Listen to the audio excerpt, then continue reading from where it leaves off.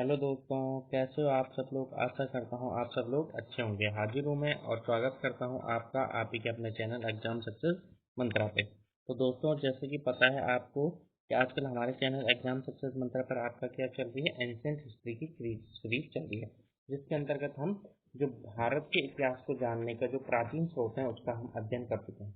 अब जो आज हमारा दूसरा टॉपिक है वो क्या है, भारत का भौगोलिक ढांचा। अब कुछ बच्चों के मन में ये रुचि आएगी यह जिज्ञासा जगेगी, भाई भौगोलिक ढांचे का इतिहास से क्या लेना देना। तो दोस्तों, अगर मैं आपको बताऊं तो जो किसी भी देश का जो इतिहास होता है वो उसके भौगोलिक ढांचे के द्वारा ही निर्धारित होता है।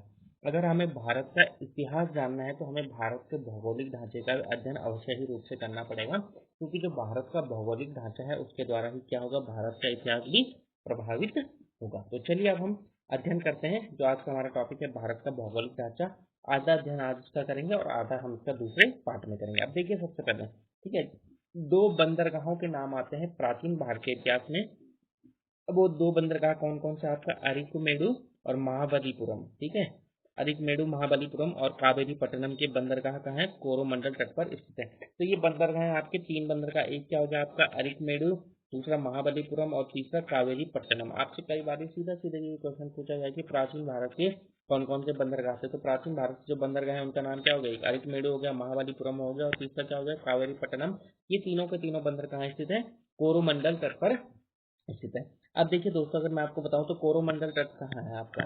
ठीक है, ये जो आपका ये है आपका भारत का मैप है। ठीक है दोस्तों, ये क्या आपका भारत का मैप है। अब देखते हैं हम इसको कोरोमंडल तट कहाँ पर स्थित है। चलिए हम उसको समझने की कोशिश करते हैं कि जो इसने कहा कोरोमंडल तट। देखिए ये आपका क्या है, ये है आपका दोस्तों भारत का मैप है। तो ये आपने जब इंडिया का मैप देख लिया तो ये जो भारत का पश्चिमी तट है ये गुजरात से लेकर आप ये समझिए महाराष्ट्र तक है ना। इसको क्या बोला जाता है, आपका कोंकण तट बोला जाता है। क्या बोला जाता है, इसको बोला जाता है दोस्तों कोंकण तट। फिर आपको यहाँ पर गोवा है, उसको क्या बोला जाता है, कोंकण गोवा तट बोला जाता है।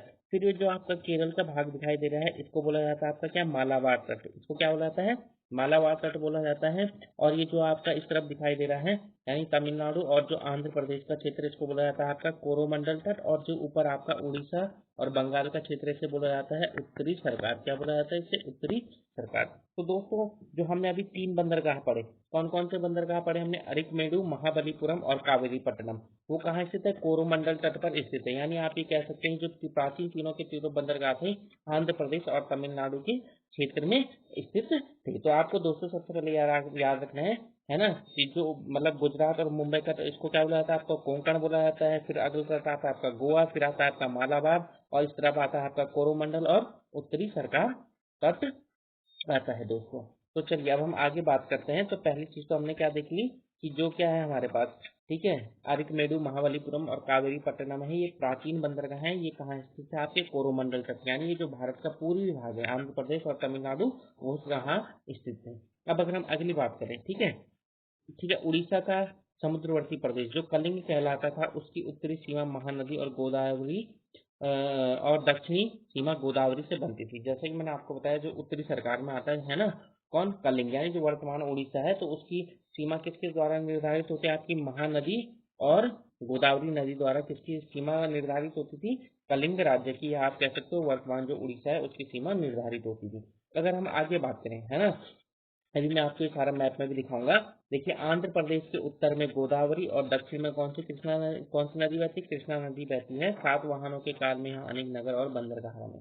अब देखिए दोस्तों, आपसे कई बार भूगोल में भी पूछ लेता है कि आंध्र प्रदेश के उत्तर में कौन सी नदी है, गोदावरी, और दक्षिण में कौन सी नदी, कृष्णा। ये कई बार आपसे इस तरीके से भी आपका ये क्वेश्चन बन जाता है कि आंध्र प्रदेश किन दो नदियों के बीच स्थित है, गोदावरी और कृष्णा नदी के बीच में स्थित है। अब यहाँ जो आंध्र प्रदेश में सात वाहन काल में क्या हुआ, अनेक बंदरगाहों का निर्माण हुआ है। चलिए दोस्तों हम आगे बात करते हैं। तमिलनाडु का अधिकतर भाग, ठीक है, उत्तर में कृष्णा और दक्षिण में कावेरी नदी के बीच से घिरा है। तो ये भी आपका सीधा सीधा क्वेश्चन बनता है कि तमिलनाडु किन दो नदियों के बीच है, कृष्णा और कावेरी के बीच स्थित है। ये दोस्तों ये सारी चीजें मैं भी आपको मैप में भी दिखाऊंगा, आप एक बार अध्ययन कर लीजिए। अब देखिए अगर हम आगे चले उसके बाद, तो अगली चीज क्या कहता है हमारे पास, कावेरी की घाटी दक्षिण में बह गई और उत्तर में पेन्नार नदी तक फैली है। यह स्वतंत्र भौगोलिक क्षेत्र था और ईस्वी सन से पहले यहाँ चोल साम्राज्य स्थापित था, है ना। तो जो आपकी कावेरी की दक्षिण घाटी है, यानी जो आप ये कह सकते हैं जो तमिलनाडु का निचला हिस्सा है, तो किन दो नदियों के बीच आपके वेगई और पेन्नार नदियों के बीच स्थित है, और यहाँ कौन सा शासन था आपका, यहाँ चोल शासन स्थापित था।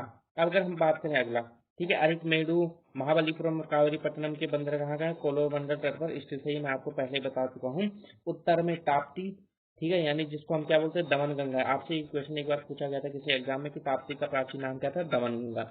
और दक्षिण में भीमा के बीच का प्रदेश क्या कहलाता है, महाराष्ट्र, है ना। अभी हम बात करें जो भारत का पश्चिमी तट है, तो जो ताप्ती यानी दमनगंगा और भीमा के बीच का क्षेत्र को क्या कहा जाता है, आपका महाराष्ट्र कहा जाता है। चलिए दोस्तों, हम अगर आगे बात करें तो आगे क्या कहता है, उत्तर में भीमा और ऊपरी कृष्णा, ठीक है, यानी भीमा और तुंगभद्रा के जो बीच का क्षेत्र उसे क्या कहते हैं हम, कर्नाटक, है ना। आप भीमा भी बोल सकते हो या कृष्णा भी बोल सकते हो। इसका जो बीच का क्षेत्र है और तुंगभद्रा के बीच का क्षेत्र क्या कहलाता है, आपका कर्नाटक कहलाता है। अगर हम आगे बात करें तो गुजरात का तटीय क्षेत्र काफी दंतुर होने के कारण यहाँ प्राचीन कई बंदरगाह बने हैं, जिसके कारण गुजरात प्राचीन काल से ही व्यापार के लिए प्रसिद्ध रहा। तो आपको पता होगा दोस्तों, है ना, आपने सुना होगा गुजरात के व्यापारी करके आप बहुत सुनते होंगे। तो जितने भी जो हमारे पास क्या थे पश्चिम से जितने भी आप क्या कह सकते हो पथ प्रदर्शक आए थे या जो भी क्या आए थे आपके व्यापारी आए थे, वो सबसे पहले कहाँ आए थे, गुजरात में ही आए थे। क्यों आए थे, क्योंकि गुजरात में पहले से ही अनेक बंदरगाह थे, और उन बंदरगाह होने का कारण क्या है, जो आप देखते हो गुजरात राज्य है ना, गुजरात राज्य किस तरीके से बना हुआ है आपका दोस्तों, गुजरात है जो आपका वो इस तरीके से है, यानी जो गुजरात की सीमा है वो सीमा कैसी है, दंतुर है। इस तरीके से आप देखोगे ना, इस तरीके से जो आपका गुजरात है तो इसका क्षेत्र क्या काफी कटाफट है, कटाफटा होने के कारण यहाँ पर क्या है, काफी सारे बंदरगाहों का निर्माण हुआ है। तो वही चीज आपको बता रहा है। चलिए दोस्तों, अभी हमने जितनी भी चीजें देखी उन सब चीजों को एक बार हम मैप में देख लेते हैं, क्या क्या चीजें हैं, क्या क्या है। तो देखिए, मैं आपको पहली चीज तो बता चुका था, है ना, कि कौन से तट को क्या नाम दिया गया है। अब देखिए, अगली चीज जो मैंने आपको बताई थी, है ना, उत्तर में महानदी। देखिए, अगली चीज मैंने आपको बताई थी, उत्तर में महानदी, ये बह रही है आपकी महानदी, और दक्षिण में क्या है, गोदावरी, है ना। तो जो इसके बीच का क्षेत्र है इसको हम क्या कहते हैं, इसको कहा जाता है दोस्तों, आपका क्या कहा जाता था, इसको कहा जाता था आपका आंध्र प्रदेश कहा जाता था। ठीक है, और उसके बाद जो हमने अगला चले, अगर हम यहाँ से हम अगला देखें, है ना, हमने क्या बताया था, जो गोदावरी और जो क्या है आपका, ठीक है, उसके बाद हमने अगली चीज देखी थी, अगली चीज मैंने आपको बताई थी दोस्तों, क्या बताई थी, तो जो तमिलनाडु का अधिकतर भाग है ना, जो तमिलनाडु का अधिकतर भाग कृष्णा और कावेरी नदी के बीच में घिरा हुआ है। तो ये कौन सी आपके यहाँ पर देखिए दोस्तों, ये हो गया आपकी कावेरी नदी, और ये क्या हो गया आपकी कृष्णा नदी। तो इनके बीच का जो क्षेत्र है वो क्या कहलाता है, आपका तमिलनाडु कहलाता है। ये आपको ध्यान रखना है। और उसके बाद मैंने आपको बताया था जो दक्षिणी भाग है ना, वो कावेरी और किसके बीच में घिरा है, आपका वेगई और पेन्नार नदियों के बीच में घिरा हुआ है। तो ये आपकी वेगई है यहाँ पर, ये क्या आपका पेन्नार नदी है। ठीक है दोस्तों, ये सारी चीजें मैंने आपको बताई थी। और उसके अलावा मैंने आपको एक चीज और बताई थी, जो पश्चिम है ना, अगर हम पश्चिम भारत की बात करें तो नर्मदा, है ना, जो मैंने आपको बताई थी, नर्मदा के नीचे कौन सी आती है, ताप्ती। एक मिनट में आपके लिए साफ करता हूँ ताकि आप अच्छे से देख पाए।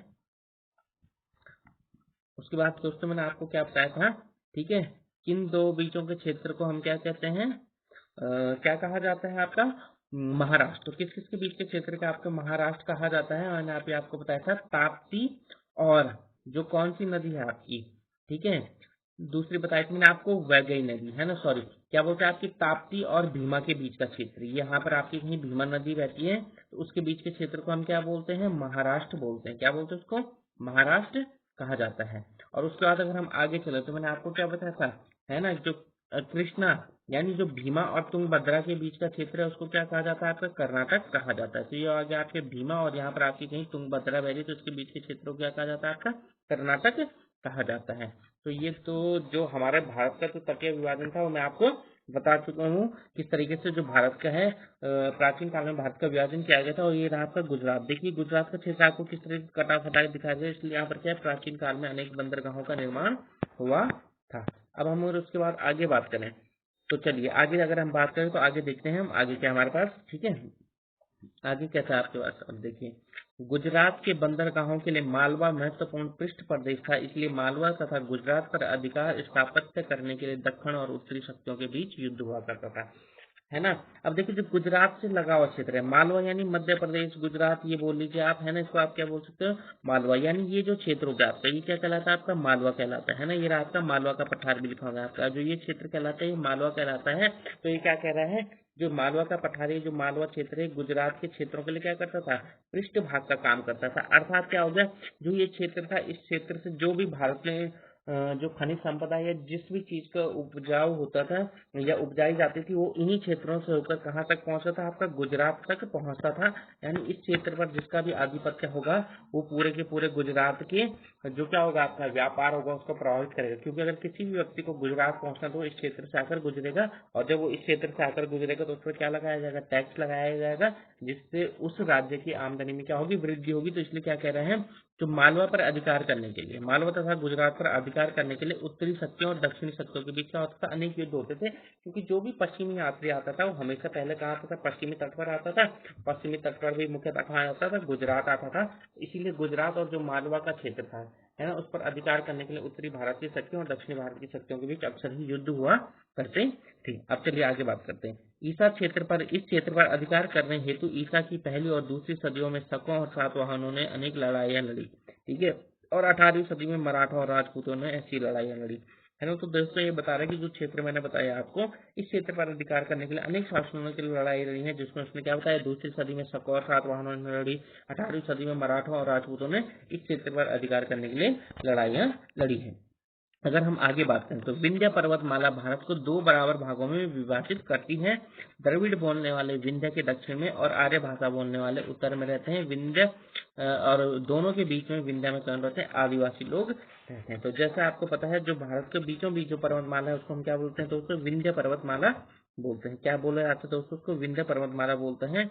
और जो ये विंध्य पर्वतमाला है, कहाँ आपके भारत के बिल्कुल बीचों ही बीच स्थित है। तो चलिए हम देखते हैं, ठीक है। तो यहाँ पर आपका विंध्य, देखिए ये रहा आपका विंध्याचल पर्वतमाला, इस तरीके से, है ना। जहाँ आपकी नर्मदा है वो विंध्य की घाटी में ही बहती है, विंध्य और सतपुड़ा की घाटी में ही बहती है। तो ये रहा आपका विंध्य पर्वतमाला।